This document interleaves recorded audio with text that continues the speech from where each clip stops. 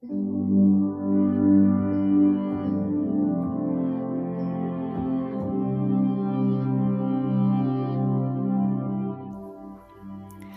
to the Liberated Life. I'm your host, Quinn Keehn. Today we're going to be talking about the hidden cost of going quiet, what silence does to your relationships. I want to start with a moment that I think most of us recognize. It may not be this exact moment for you, but you'll know the feeling. Something happens with someone you care about. Maybe they say something with a tone. Maybe they dismiss something you were trying to say. Maybe they change the plan without asking. Maybe they forget something that really mattered to you. Maybe they make a joke that lands wrong. In the moment you feel it, there's that small internal pause. Something in you knows, that just didn't feel right. But then almost immediately another part of you starts talking. Well, don't make a big deal about it. They didn't mean it. This isn't the time. You must be tired. They must be tired. It's just not worth it. And so when they ask, are you okay or is something wrong? You say the sentence that has kept 1,000 loops open. It's fine. But it isn't fine. Not really. And this is where the trouble begins, because from the outside, the conversation appears to be over. You said, it's fine, and they accepted that it was fine. Everybody moved on. But inside, you didn't move on. You carried it. Maybe not dramatically, maybe not even consciously, but something stayed open. You found yourself replaying it later, and you thought of what you wished you had said. You wondered if they noticed. You wondered if they actually cared. And then the next time something similar happened, it didn't land as one thing anymore. It landed on top of that last thing. Now you're not just responding to today's comment, you're responding to the comment from last week, and the changed plan from last month, and the moment from 6 months ago when you also said, it's fine, and it wasn't. That's how silence builds history. And sometimes the other person has no idea there even is a history. They think they're standing in one conversation, but you're standing in 20. That's why going quiet is so costly, because we think silence keeps the peace. But often silence just keeps the pain unspoken. And what stays unspoken usually does not stay small. When I say going quiet, I don't mean the dramatic silent treatment. That's a version of it that we all recognize. The cold shoulder, the refusal to speak, the obvious hurt withdrawal, the kind where everyone in the room knows something's up, something's wrong. But most going quiet is much more subtle than that. It wears a lot of costumes, and most of them look polite. Going quiet can look like saying, it's fine, when it isn't. It can look like changing the subject because you don't want the conversation to get tense. It can look like laughing something off even though it hurt. It can look like telling yourself, I'll bring it up later, but later never comes. It can look like being pleasant on the outside while quietly pulling back on the inside. It can look like answering the text, but not really answering it, or not answering it at all. It can look like fewer calls, shorter responses, less warmth, less curiosity, less generosity, and at the far end, it can look like disappearing altogether. No explanation, no conversation, no repair, just distance. And sometimes the person who goes quiet would never describe themselves as giving someone the silent treatment. They would say, I'm just trying not to make things worse. I'm just taking some space. I'm just protecting my peace. I'm just done. And sometimes space is appropriate. Sometimes distance is wise. Sometimes you really do need to step back. But there's a difference between taking space with clarity and disappearing into silence. There's a difference between pausing so you can respond well and avoiding the conversation altogether. There's a difference between restraint and hiding, and that difference matters, because going quiet does not mean nothing is being communicated. Silence always communicates. It just rarely says what you meant. You may mean, I'm hurt, but they hear, I don't care. You may mean, I need time, but they hear, you don't matter. You may mean, I don't know how to say this, but they hear, I'm done with you. You may mean, I'm trying not to make this worse, but they hear rejection or judgment or punishment or indifference. And that's the danger. Going quiet looks like a lot of different things. It wears a lot of different costumes, and most of them look like being polite. But the message received may be nothing like the message intended. Now, I want to be very fair here. Most people do not go quiet because they are trying to be cruel. Some do, but most don't. Most people go quiet because in the moment, silence feels safer than speech. It feels less risky. It feels more controlled. Sometimes it feels like the mature choice, and for a while, it may even feel like relief. You don't have to explain it yourself. You don't have to risk being misunderstood. You don't have to watch someone get defensive. You don't have to deal with the emotional cost of saying what's true. So you tell yourself a story. I'm keeping the peace. I'm being kind. I'm choosing my battles. It's not worth it. They wouldn't get it anyway. I'll just let it go. And again, sometimes that is right. Not everything needs to be said. Not every passing irritation deserves a meeting. Not every awkward moment needs to be processed. There is such a thing as wisdom, and there is such a thing as restraint, and there is such a thing as letting something go cleanly. But here's the question I think we have to be honest enough to ask. Am I staying quiet because this truly doesn't matter, or because the conversation required feels harder than the silence? That question will tell you a lot, because if it truly doesn't matter, there will usually be freedom in that. You won't keep replaying it. You won't keep collecting evidence. You won't keep building a case. You won't bring it into the next interaction. You'll release it. But if the only reason you're quiet is the conversation feels hard, that's different. That's not release. That's avoidance. And avoidance has a cost.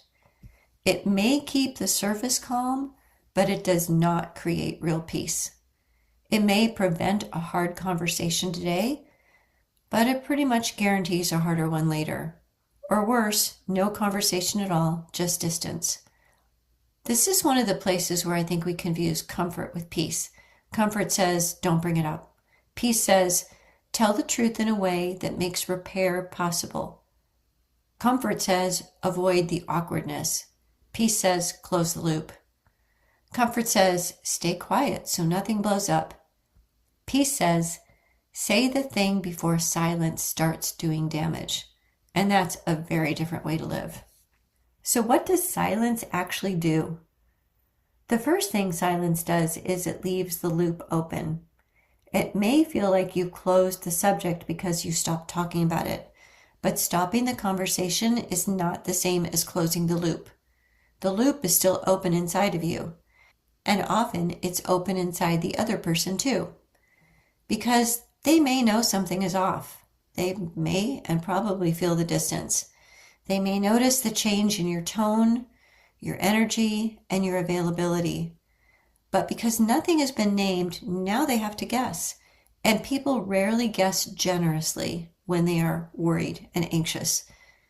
They fill in the blank. They tell a story. And the story they write or tell is often worse than the truth.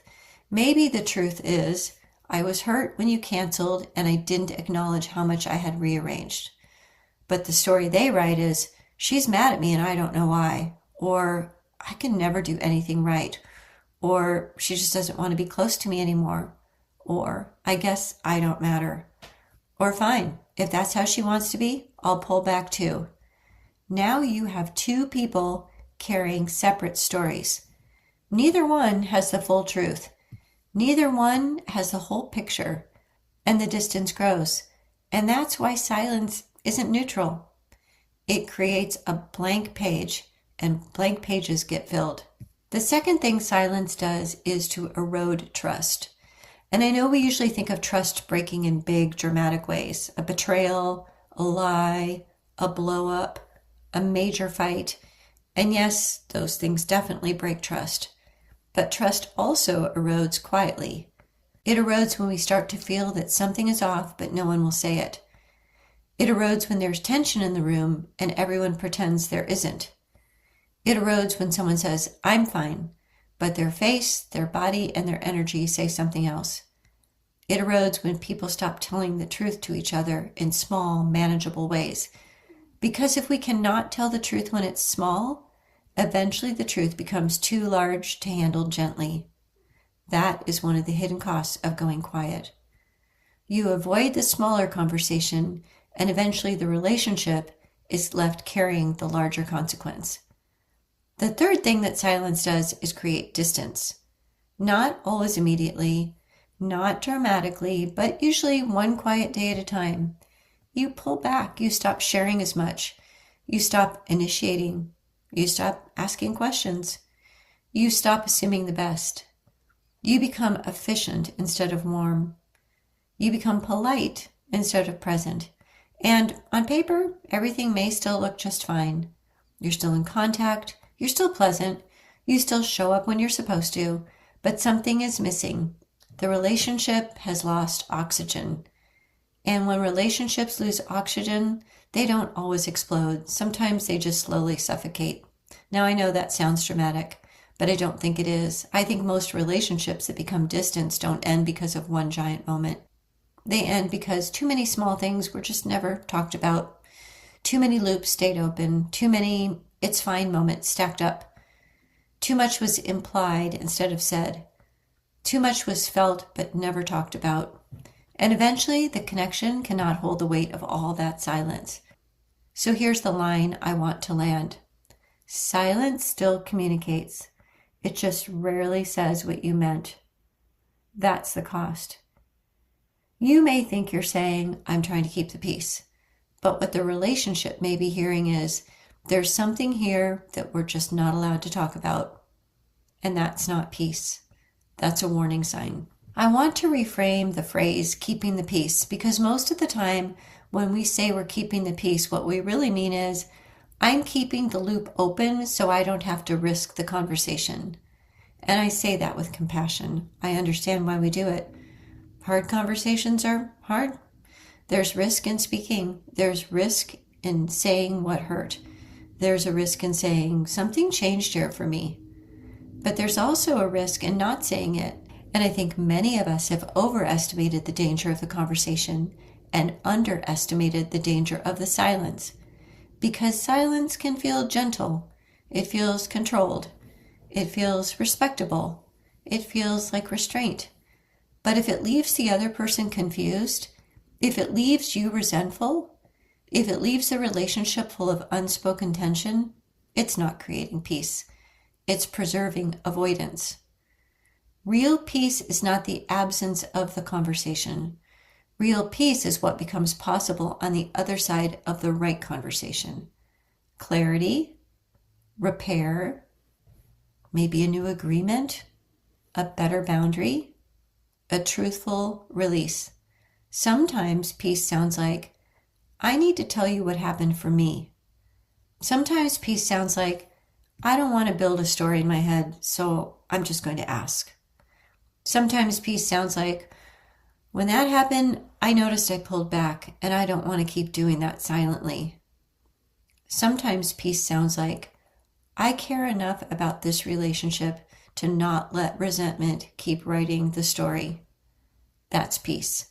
Not perfect comfort, not guaranteed agreement, not everyone feeling wonderful every second, but a cleaner, more honest space between people.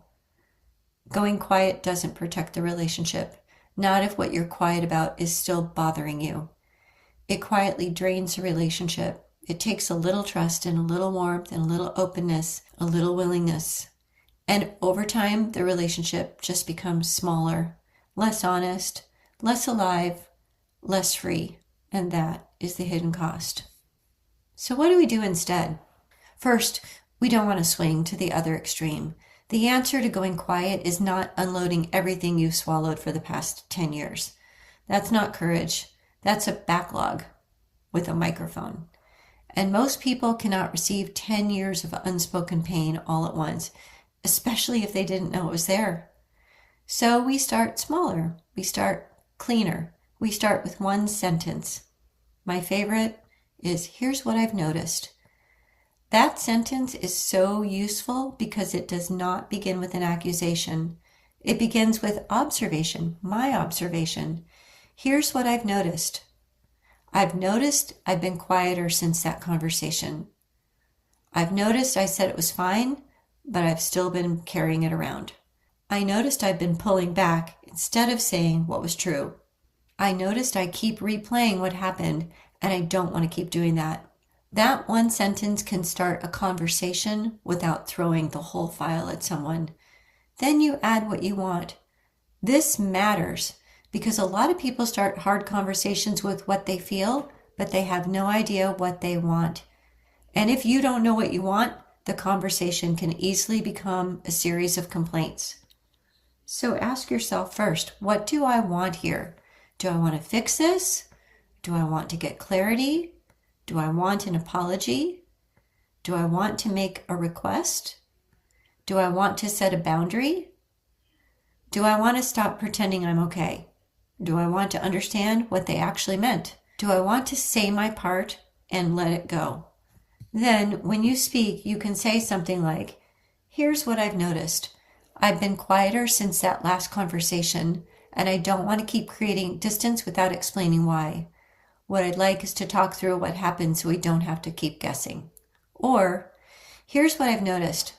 When the plan changed and I wasn't asked, I felt like my time didn't matter. I don't think that was your intention, but I want to say it because I don't want resentment to build. Or, here's what I've noticed. I said it was fine, but I wasn't being honest. I needed a little time to understand why it bothered me. Can I tell you what came up for me? And then this is important. You ask a real question back. It's not a trap. It's not a courtroom question. It's not, so why do you always do this? A real question. Is that how you remember it? What was happening for you? Can you help me understand what you meant? Would you be willing to talk about how we handle this differently next time? That is how you move from silence to conversation without turning it into a brain dump, an emotional dump. That is how you move from silence to conversation without turning it into an emotional dump or a trap. Observation, intention, request, question. That's enough.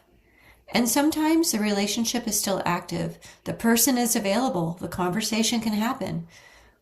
But sometimes, unfortunately, the silence has gone beyond that. Sometimes the other person went quiet on you. Sometimes they disappeared. Sometimes they stopped responding. Sometimes they removed themselves from the relationship, but you never really got the conversation you wanted. That is its own kind of pain, and I want to name that too. Because if someone else has gone quiet, you may be left carrying an open loop that you cannot close without their participation. You may never get the answer.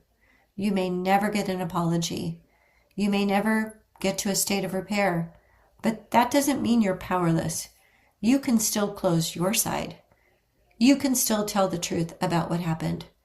You can stop rehearsing the conversation they are not willing to have. You can grieve what was lost. You can release the fantasy that one perfect sentence would have made them stay. You can decide what you will do differently in the future. You can stop letting their silence define your worth. And that is not easy. None of this is easy. And we will talk more about that in a future episode because there's a whole conversation to have here about how to close your side when someone else will not come back to the table. But for today, let's keep it simple. Where are you going quiet? Where are you calling it peace when it is really avoidance? Where are you hoping the relationship will somehow improve without the conversation it actually needs? And what is one sentence you could say? Not the whole thing, not the final verdict, not the grand emotional thesis, just one honest sentence. Here's what I've noticed. That may be where the open loop begins to close. If something here resonated, don't just let it sit. Pick one person that you need to have a conversation with and think about what you'd like, and how you'd like to close that loop. If this was useful, share it with someone who needs it and follow the show so the next one finds you. The free Close One Loop tool is in the show notes. And if you want to go further, I'm running the 5-day Detox Your To-Do List Challenge starting June 29th. 5 days, $27, workbook included. The link will be in the show notes. Thanks for joining me on The Liberated Life.